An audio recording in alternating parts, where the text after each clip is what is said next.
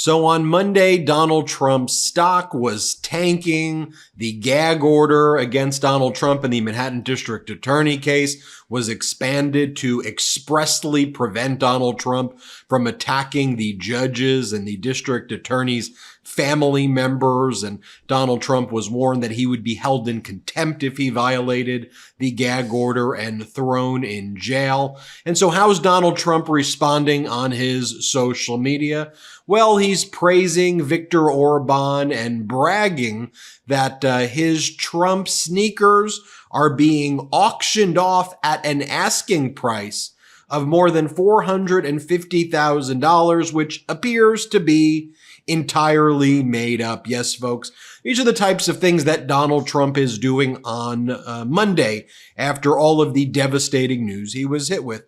So he posts this article from Newsweek that appears to be horribly researched, and it says Trump sneakers, quote, resold for $450,000 on eBay. Now, does that mean that any idiot actually purchased these sneakers for $450,000? Or does that mean they are listed by $450,000 by some idiot troll? Probably the latter, because if you actually look at what the article's saying, it says Donald Trump's golden sneakers are selling at a hugely marked up price after their launch earlier this month, with one pair on an online auction site, eBay, apparently going for more than $450,000. Yeah, the words going for is doing a lot of work here. Just like Donald Trump's social media company is going for $6 billion when in actuality its revenue, the actual metrics, was about $4.1 million for the entire 2023 and had a $58 million loss. So going for is just another kind of Trumpian word for just making a bunch of crap up. Here's what Donald Trump's posting as well. He's posting endorsements from the authoritarian in Europe, Viktor Orban, because Donald Trump likes to associate himself with Putin puppet losers, and Orban's yet another example of that.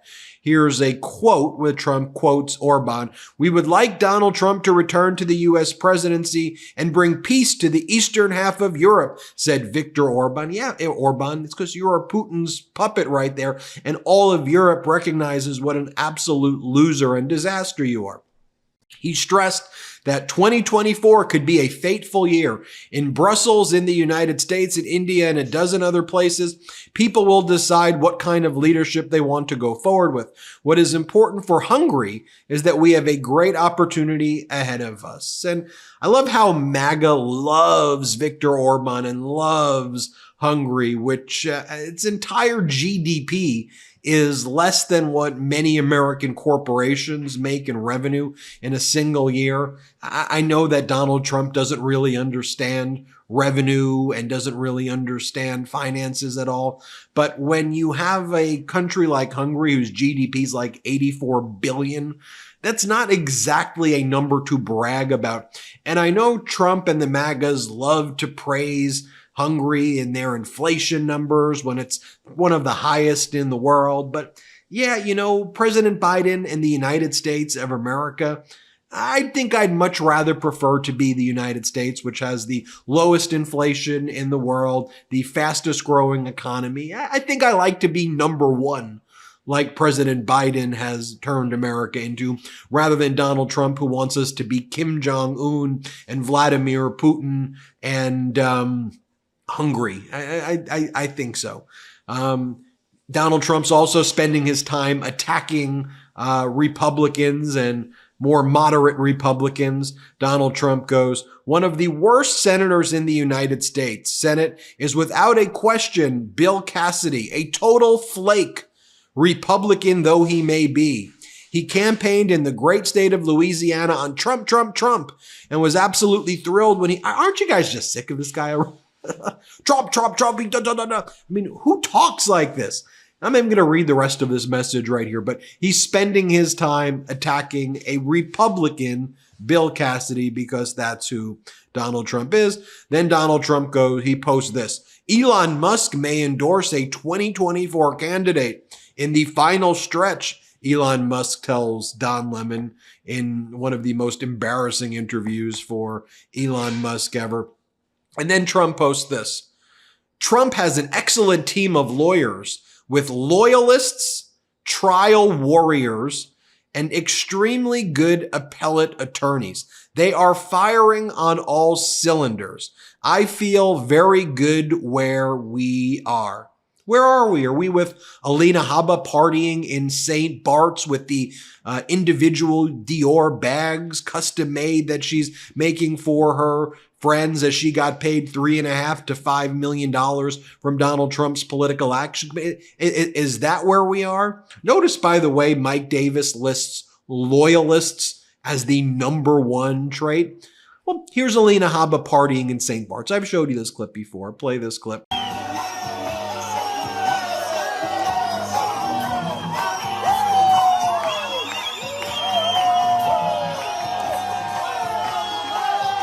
Oh, and by the way, Alina Habba just went on a podcast recently, and I guess this is what Alina Habba, the trial lawyer who didn't even know how to introduce evidence in a trial, here's what she just had to say in the last podcast appearance she just made. Play this clip. They want the narrative. The lawyers are dumb. This is bad. He's fraud. It's a bad guy. He's a bad guy. What are you talking about? What are you talking about? This is made up. We're in make-believe land right now. But I suppose that was better than the previous podcast appearance Alina Habba made when she said this. So, I'll tell you something. Somebody said to me, Alina, would you rather be smart or pretty? And I said, oh, easy. Pretty. I can fake being smart. And I suppose that was perhaps better than the last podcast appearance of Donald Trump's adult man-child, Don Jr., who just went on his podcast on Rumble and just had to say this. Play the clip. Released a statement yesterday specifically referencing trans Americans on Easter. Because they don't get enough attention in the world, folks. Literally the most protected class of Americans in all of society are the trans, right? You can murder people and have a journal and nothing's ever going to come from it. Their motives, always unknown. I wish everyone got that benefit of the doubt. I think it's worth noting as well that Donald Trump's post that I just shared with you come right after Justice Merchan issued the enhanced gag order against Donald Trump. Real chilling language from Justice Merchan's gag order here. This is how the New York trial court judge who will be presiding over Donald Trump's criminal case put it. One day following the issuance of the original gag order, defendant Donald Trump made several extrajudicial statements attacking a family member of this court. Contrary to the position defendant took in his opposition to the People's February 22nd, 2024 motion for an order restricting extrajudicial statements, that his statements plainly constitute core political speech on matters of great political concern and criticism of major public figures. This pattern of attacking family members of presiding jurists and attorneys assigned to his cases serves no legitimate purpose. It merely injects fear in those assigned or called to participate in the proceedings that not only they, but their family members as well are fair game for defendants' vitriol. Justice Merchan goes over to say that these threats are not hypothetical, that these threats are very real. Admonitions against Trump are not enough, nor is reliance on self-restraint. The average observer must now, after hearing defendant Donald Trump's recent attacks, draw the conclusion that if they become involved in these proceedings, even tangentially, they should worry not only for themselves, but for their loved ones as well. Think about the fact that a judge has to write that because Donald Trump can't control himself and keeps attacking the family members of judges. At the end of Justice Merchan's order, he warns Donald Trump against sanctions under contempt sanctions, that if Donald Trump were to violate this, he would be thrown in jail immediately. And Justice Merchan's making that clear. Also, it should be noted, because everything in Donald Trump's world is shady, that he was finally able to post a $175 million bond from a company known as Knight Insurance Agency. And Knight Specialty Insurance Company is owned by someone named Don Henke, the so-called king of subprime car loans. And he is one of the largest shareholders in Axos Bank. And Axos Bank is the bank that refinanced Trump's loans on Trump Tower and Doral in 2022. So that's who's ultimately, Trump had to go to the king of subprime loans in order to get in order to be able to post a bond in the New York Attorney General civil fraud case.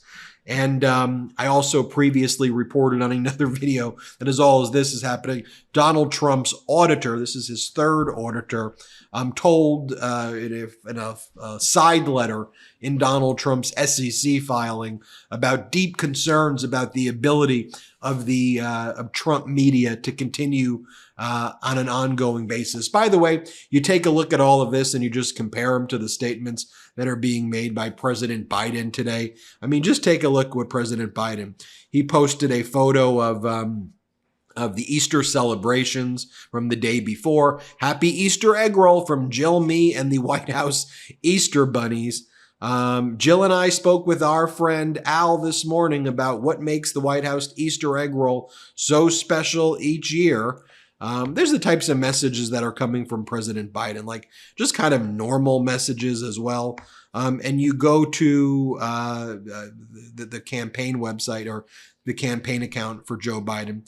Those bragging about overturning Roe v. Wade have no clue about the power of women, and they're about to find out. So on the other hand, that's what President Biden is posting. So tell me what you think as Donald Trump is continuing to freak out today and President Biden is acting with dignity and normalcy. That's all I'm asking for. Dignity and normalcy right here. I'm Ben Meiselas from the MeidasTouch Network. Hit subscribe. Let's get to 3 million subscribers together. Thanks for watching. Love this video? Make sure you stay up to date on the latest breaking news and all things Meidas by signing up to the MeidasTouch newsletter at MeidasTouch.com/newsletter.